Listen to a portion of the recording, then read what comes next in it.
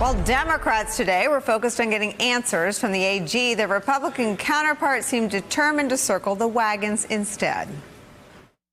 Do you share my concerns about the counterintelligence investigation, how it was opened and why it was opened? Yes. So I do have people in the department helping me review the activities over the summer of 2016. Was any other Trump campaign official under surveillance during that time period, to your knowledge?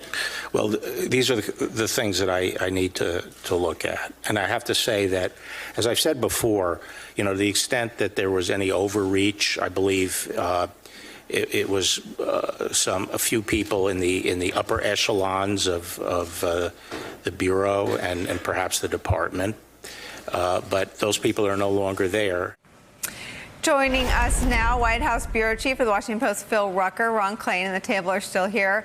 Phil Rucker, let me start with you. Before this started, Brian Williams put up a picture of the Republicans on the Judiciary Committee, and I literally gasped. I said, you couldn't assemble a Trumpier group of human beings on Capitol Hill than the Republicans on this committee. Yeah, that's right, Nicole. These were all allies of the president's, and they were singing from the president's songbook, if it were. It was almost like watching two entirely different hearings, and it would zigzag back and forth. So when the questions were being asked by the Republican senators, they focused on the origins of the investigation, on the Steele dossier, on alleged corruption at the leadership level of the FBI. And when Democrats were asking questions of Barr, it focused on the Mueller report and on Barr's conduct in handling the public release of that report and on the obstruction of justice examples involving the president. Two entirely different hearings that I just think speak to the partisan divide we have here in Washington. And frankly, it also shows the echo chamber that we're going to see playing out over the next several days, where the president and his Republican allies in Congress will be communicating to the conservative base through Fox News, through talk radio, an entirely different set of facts than the ones that are being discussed in the mainstream right now. Ron Klain, I thought of you when I watched this because you and I have both been involved in efforts where, as a White House, you coordinate message-wise with your allies on Capitol Hill. But I've never seen, in the White House I worked in, there were multiple investigations into Energy Task Force, WMD Commission, whatnot. But we at least were all talking about either the Energy Task Force or WMD. We weren't having two totally different conversations. The Republicans were bringing up FBI agents who were investigated so early in the process that Robert Mueller fired them. I mean, what do you make of just the complete departure from reality? The Republicans have gone to a land only familiar to diehard viewers of Fox News primetime. Yeah, I think what they were doing weren't just defending the president as kind of like political allies, but trashing federal law enforcement and basically suggesting that America should keep its guard down when foreign powers try to influence our elections. And, it goes beyond just merely kind of trying to rally behind the flag of the President of the United States and to really really cut away at our counterintelligence protections against foreign influence and to spread really conspiracy theories on behalf of the President of the United States. That was the thing that really struck me today. There could have been a very reasonable debate about what Mueller did or didn't conclude, why he didn't or didn't conclude things, about some of the ambiguities and uncertainties in Mueller's report. All fair game, I think, all good discussions. Instead, the Republicans ran a playbook of conspiracy theory and, Fox News outtakes, basically, to try to, distract the conversation and basically say what the president wanted them to say.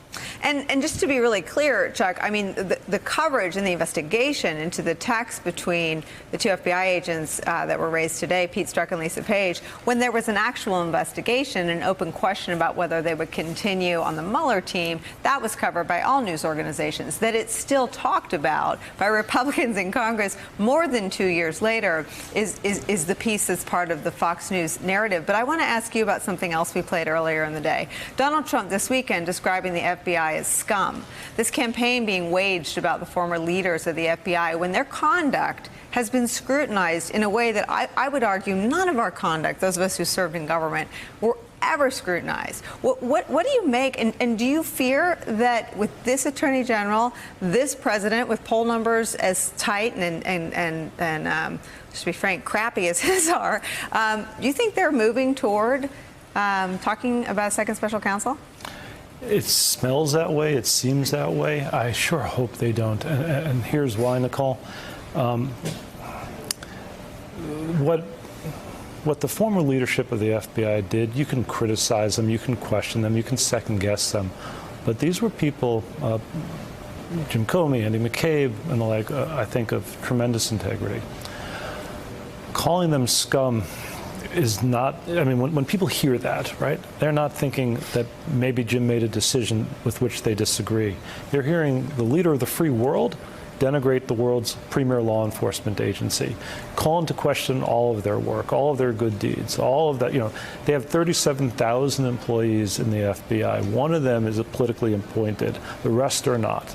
And the base of that pyramid is so broad, and the work they do is so important, that when you just sort of randomly denigrate people, particularly without foundation, you call into question the work of everyone, and that's dangerous. It's not the scum language, although it's obviously aberrant and horrible. It's not the scum language that troubles me the most. It's the language of a coup.